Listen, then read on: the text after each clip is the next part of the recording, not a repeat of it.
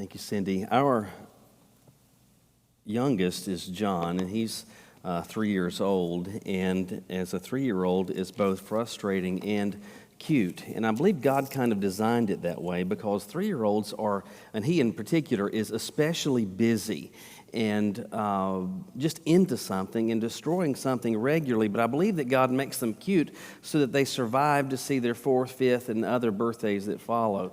But John really is, he's interesting. In fact, 3-year-olds are pretty interesting because there's so many things that they're almost oblivious to that they don't care about. For one thing, 3-year-olds, they don't really care about what they're wearing, to speak of.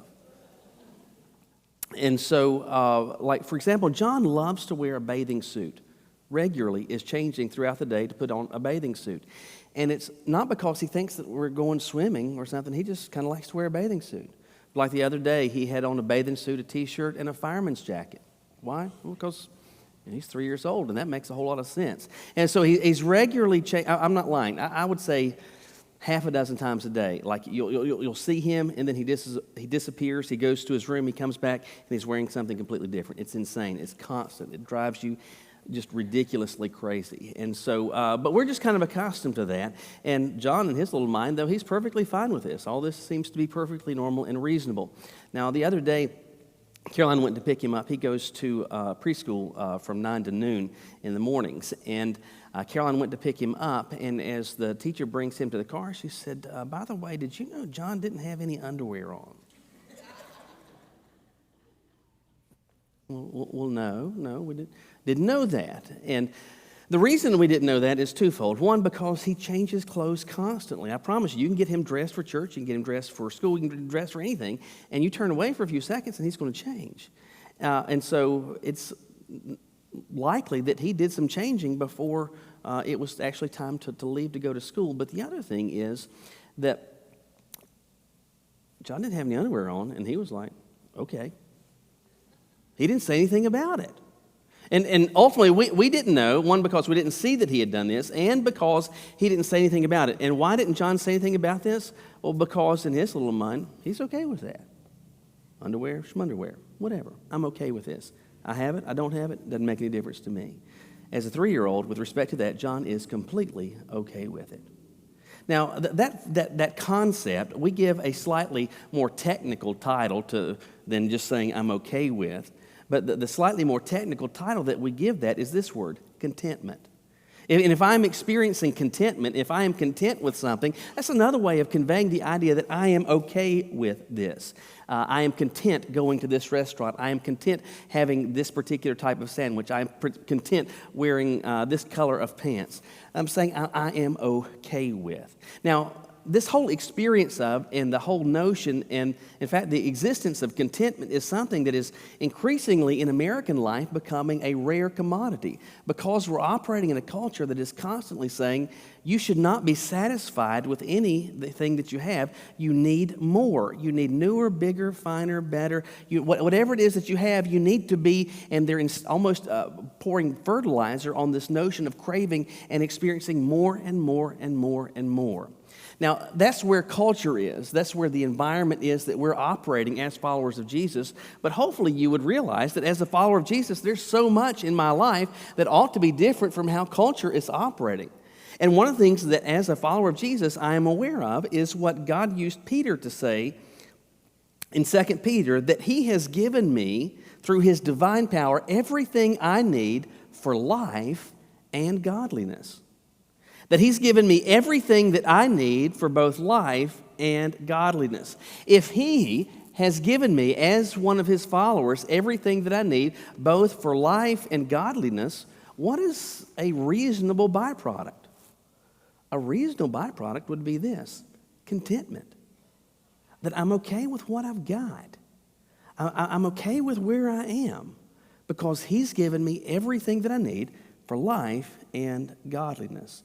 Now, hopefully you can realize that's where we should be, but so many times we're not. And I think in many ways because we are so affected by and so influenced by culture that is arguing and leading us to pursue anything and experience anything other than contentment. And that's what we're going to be thinking about starting today and throughout the month of October in a new series I'm calling the More of Less. And we're going to be thinking about how it is as followers of Christ that we're going to experience and should experience finding contentment in Jesus. Being okay with what I have because of my relationship with Him. And we're going to be thinking about that in a number of different aspects of our lives. But today we're going to start with one of the most basic ones, and that has to do with financial and material things. And so here's the question we want to think about today. Materially speaking, as a follower of Jesus, why is it that I should be content with what I have? As a follower of Christ, why is it that I should be? And in fact, beyond that, how is it that I can be content with what I have? Look with me in your Bibles today to Hebrews chapter 13. Hebrews chapter 13, and we're going to begin reading, with verse 5. Hebrews 13, starting with verse 5, this is what we see. Keep your life free from the love of money. Be satisfied with what you have, for He Himself has said, I will never leave you or forsake or abandon you. Therefore, we may boldly say, the Lord is my helper. I will not be afraid. What can man do to me? Keep your life free from, be satisfied with what you have. That language conveys what? It conveys this whole idea of contentment. He says, remember your leaders who have spoken God's word to you as you carefully observe the outcome of their lives, imitate their faith. Jesus Christ is the same yesterday, today, and forever. In these few words, the writer of Hebrews, I think, helps answer that question that we want to think about today, which again is materially speaking. So with respect to money, with respect to stuff, why is it as a follower of Jesus that I ought to be and should be content with what I have? Well, based on what we see, the first reason is this: because as one that's following Him, I don't love money. I don't love money. Now, Hebrews and Romans are probably in the New Testament, at least theologically and in terms of language, among the most difficult. Of course, Revelation for different reasons, but Hebrews and Romans, the language, the theological concepts are very quickly wading into the deep end of the pool. It's not the easiest book to understand, but one of the things that really, I believe, helps unlock Hebrews in terms of personal study and understanding what's going on is to remember that this was a book that was written to followers of Jesus that have come out of formal traditional Judaism. Because of that, they are experiencing they're being ostracized.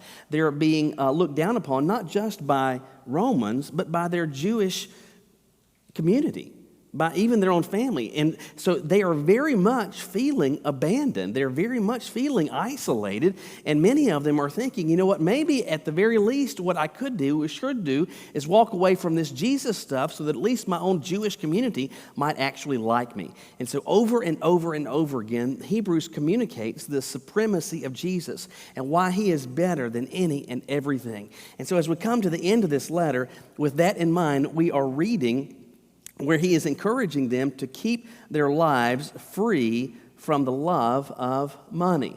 Now, when you see that statement, keep your life free from the love of money, it's likely that your mind harkens to what Paul said in 1 Timothy chapter 6, where he said that it's the love of money that's the root of all sorts of evil.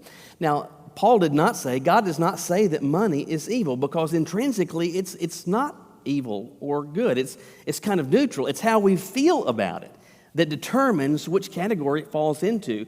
And in this aspect, he's saying it is the love of money. It is this, this craving for more, this dissatisfaction which you have that is the root cause of all sorts of evil that we experience in our lives, in our families, in our churches, in our communities. And so he's cautioning against that in 1 Timothy. And here you see that same thought replicated, where he says that you should keep your life free from the love of money. Now, with respect to money, again, in and of itself, it falls into a neutral category. It's not either positive or negative. It's how you feel about it. Because at the end of the day, you realize this: we need money for everything in life. We really do. I mean, the fact that these lights are on is because money that God has blessed you with, you have given that to support the Lord's work here and there and everywhere, and so that pays for these lights to be on. It pays for this carpet to be here. It pays for these bricks to be on this facade. It pays for everything. You need money to buy gas and to buy food and to buy a haircut and to get glasses and to get hearing aids and to get all kinds of stuff. Everything in life has with it an associated price tag. We need money. There's nothing wrong in and of itself with money. It's how we feel about it that determines which category it's going to fall into. And followers of Christ are admonished, encouraged, commanded. How it is that you should feel about this is to understand that it is a necessity, but it shouldn't be that which you actually love, that you care most for. Having this insatiable desire to experience more and more and more and more. Now, very easily, though, we could say, well, this is a verse, and these are concepts that are directed towards wealthy people, because wealthy people are the ones that have the love of money. But that's completely false. You can have a lot of money, or you can have only 2 nickels to rub together and still have a love of money. In fact, I think what you see going on in this culture is that we are operating in a society that very much, and too many times, followers of Christ are mirroring what we see in culture where we have this insane love of more and love of stuff and love of money. And I think one of the ways that you see that is this massive accumulation of debt. In the United States, as of this year, the average credit card balance in the United States is $14,241. That's a lot of money. The average person with a car loan, average household with a car loan in the United States this year is $31,142. We're not talking about mortgage debt. We're talking about car loans and credit cards. What does that say? How did this happen? It happens because people have decided, I've got to have that.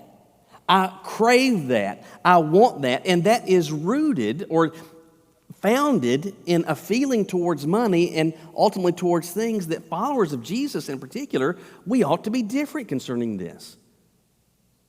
Those indebtedness numbers, that ought not characterize us. This pursuit of stuff, this pursuit of more, that ought not characterize us, because we're told that we should keep our lives free from the love of money. The question, though, is how can you tell if this is you, whether it is the case that you are in this category or not?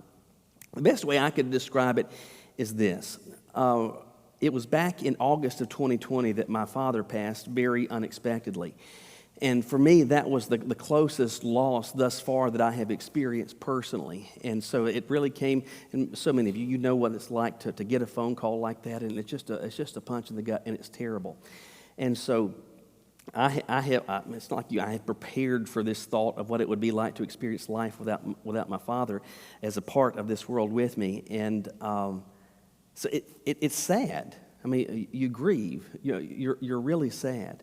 And I remember early on, right after his passing, folks encouraging all sorts of, and trying to encourage in all sorts of different ways. And I had some folks, hey, if you need somebody to talk to, whether offering themselves or somebody else that I could talk to. And my response was this, sincerely, I appreciate that. And the truth is, I'm sad about this. I really am. I'm grieving this. But there was an extent to which, and especially looking back, I kind of, and even to this day, I still kind of embrace that grief. I embrace that sadness, and I kind of feel good about it. You may say, well, that's kind of strange. I don't get that. But I embrace it. It makes me feel good because it reminds me of this. It ought to be that way. You ought to feel really sad when you lose someone that you love. You ought to feel like there's a hole in your heart when somebody is not there with you anymore. That's how it's supposed to feel. And as I experience that, as it makes me sad, it tells me this: I felt how I should have felt. Losing him showed me that I had the feelings for him that I should have had. I think that same thought carries over with respect to material things and to money. This is the thought. Losing stuff, in many ways shows how you feel about it. Unfortunately, there are so many people to our south down in Florida that have lost, materially speaking, so much. In fact, so many of them have lost virtually everything. And so they are dealing face to face with what it looks like and how it feels to lose all of that. But beyond that, this is a lousy economy. Highest interest rates in 41 years. Highest inflation in 41 years. Interest rates, mortgages a year ago were at 3%. They're over 6% now. Gas is high, milk is high, everything is high. I just saw this past week there's a shortage of mustard. Let's add insult to injury. No mustard for you. And it's not that we can sit here and whine and moan necessarily, but you understand. It is certainly less comfortable. There are some more pressing needs, materially speaking, financially speaking, in this country than there have been in quite some time. And people are feeling the pinch. People are feeling some economic pain. And there are people absolutely that have lost a lot. Those that don't own property, that are renting, they're seeing rental rates just go through the roof, and they're trying to figure out what can I do? I can't afford this that I used to have, that I used to be able to live in this apartment, this home, whatever it is. What am I going to do? And losing that, how has that made you feel? I can't answer this question for you, but I believe the Lord, if you're serious about this, to say, Lord, help show me my feelings related to the stuff of this world, to money, to material possessions. I think in many ways, the whole thought of or the experience of losing those things can identify to you how it is that you feel about those. And whether with respect to money and stuff, you feel about it as a follower of Christ the way that you should. I'll just give you a couple other questions you could ask yourself. Can you easily part with money for the sake of someone other than yourself? It's easy for us to get things for ourselves, but for other people, if you have to part with money for someone else or a cause other than yourself, can you do so easily? Do you lose sleep at night trying to figure out how to bring more money in? Do you regularly compare your economic state with that of those around you? Do you feel trapped and experience sleeplessness over the indebtedness that you experience? If something new comes out, it's the newest iPhone, it's the newest tablet, it's the newest TV, it's the newest whatever, do you feel like there's this compulsion, I've got to have that, I've got to get that? If you felt burdened by God to give to something in particular, if you felt burdened by God because of your lack of faithful giving, will you do anything about it? If instead of a love for money, you would say, well, no, I can't say that I love money, but for you, it's stuff. Understand that the love of money and the love of stuff are inextricably linked because stuff costs money. And in truth, you can't love one in truth without loving the other. Would you describe your feelings towards your material state at all with contentment? If the answer to these questions is no, let me just not beat you over the head, but share with you, remind you what God said in His Word. As a follower of Jesus, I need to keep myself from the love of money. That what matters to me most, what is of greatest consequence to me, is not the stuff of life, is not the money of life. Yes, I need to have it. And yes, it feels good to have a little bit of money in your pocket. We need that. You need that. I understand that. But have you allowed it to get out of bounds? Where what culture is doing, how the world around us is operating, how they feel about it, it's become how you have. Let me just encourage you, it shouldn't be that way. Monetarily speaking, I should be content with what I have because it should be the case.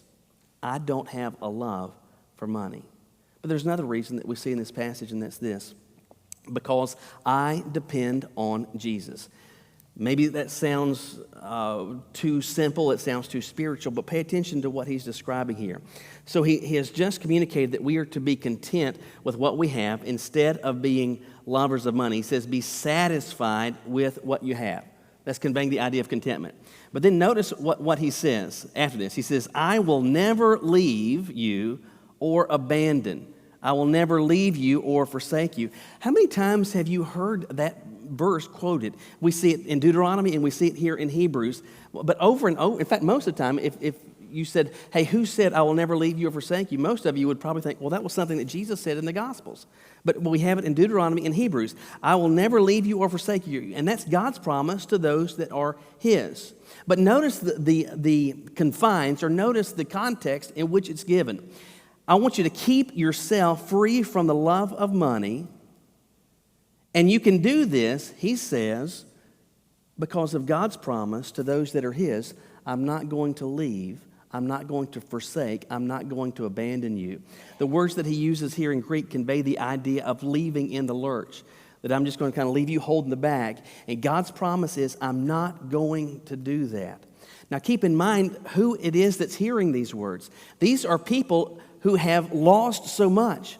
Some of them have had businesses, and because of their commitment to follow Jesus, no one in the community will buy from them or sell to them, and so they're losing their businesses. Some of them are having friends that will no longer share a meal with them, that will no longer speak to them, no longer lend any money to them, and many of them are finding it increasingly difficult just to experience the basics of life, and they're starting to look around and say, I don't, what are we going to do tomorrow, next month, next year?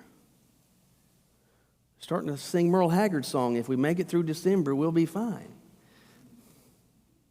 But they're getting very concerned, and so these people who are experiencing real loss, who are experiencing real struggle, materially speaking, they're told, listen, you should not experience this love of money, and the reason that you shouldn't is because, he says, I'm not going to leave you or abandon you.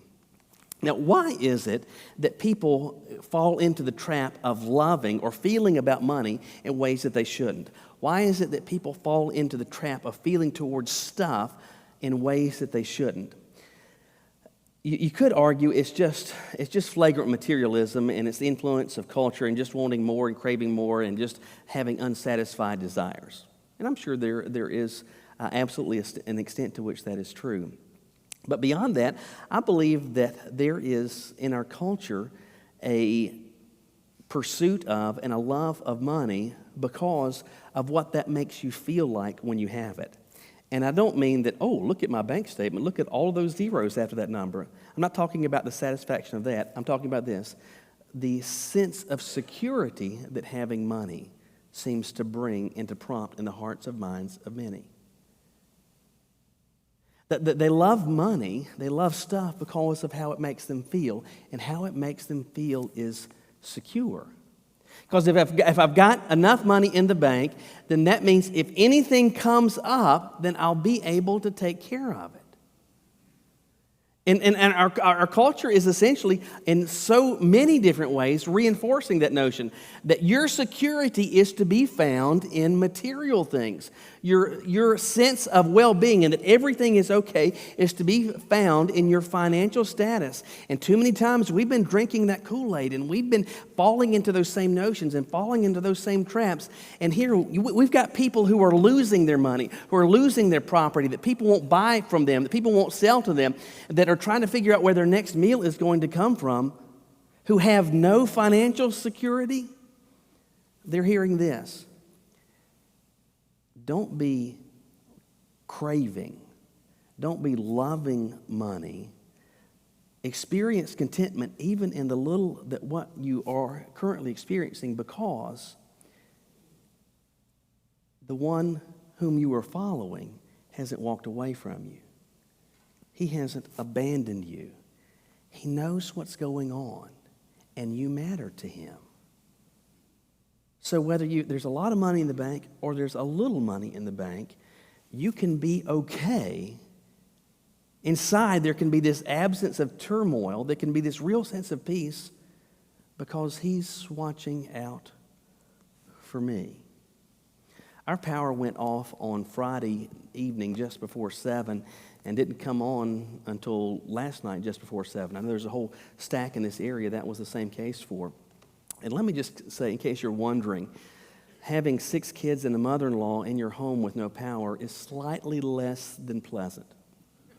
And so, anyway, Friday night, and one of the things that we get, like my house, unless there's a power outage, is never completely dark. There's always a little bit of light on. And the other thing is, everything is so quiet when the power is out. And so it gets time to go to bed, and Peter and John share a room, so that they're upstairs just down the hall from mine and Caroline's bedroom. And everybody has gone to bed, and we are almost asleep when Peter gets up and he comes into our room, and he says, somebody, I believe, was knocking on our door. No, nobody, Peter, was knocking on your door. Nobody was knocking on the door of the house, because, I mean, it's silent. We could hear anything. Yeah, I'm pretty sure somebody was knocking on the door. No, Peter, nobody was knocking at the door. Can I sleep with you? And thankfully, Caroline said, no, but you can sleep here beside us. And so he made a little pallet on the floor and had some blankets and a pillow, and he slept on the floor next to our bed the rest of the night. Now, he didn't wake up anymore. He wasn't scared anymore. Peter likes having some light. He appreciates the light. But he was okay in a room with no light. Why? Because he didn't depend on the light. He ultimately depended on us. And if he was with us, if we were with him, even in the absence of that which he liked, in the absence of that which he appreciated, he was okay. Because his security isn't found in the light, it was found in us. Listen, it is that same mentality that ought to undergird those of us that are followers of Christ. Yes, it feels nice to have some money in the bank, and it feels nice to have some things, and we all have some money, and we all have some stuff, and so I'm not wagging my finger at you, and I'm not talking about the fact that that's out of bounds. We need money, and there's going to be things that we have. I get that. The problem is allowing that to get out of bounds such that if we lose that, the sky is falling.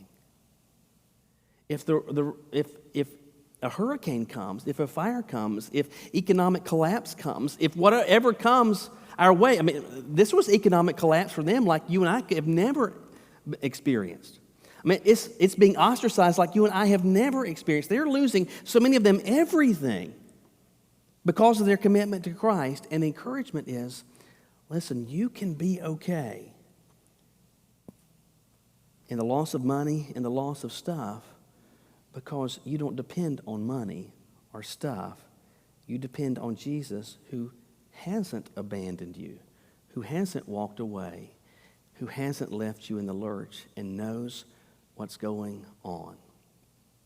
I don't pretend to know in this room what all is going on in terms of your financial status and some of the difficulties that some of you may be facing this morning.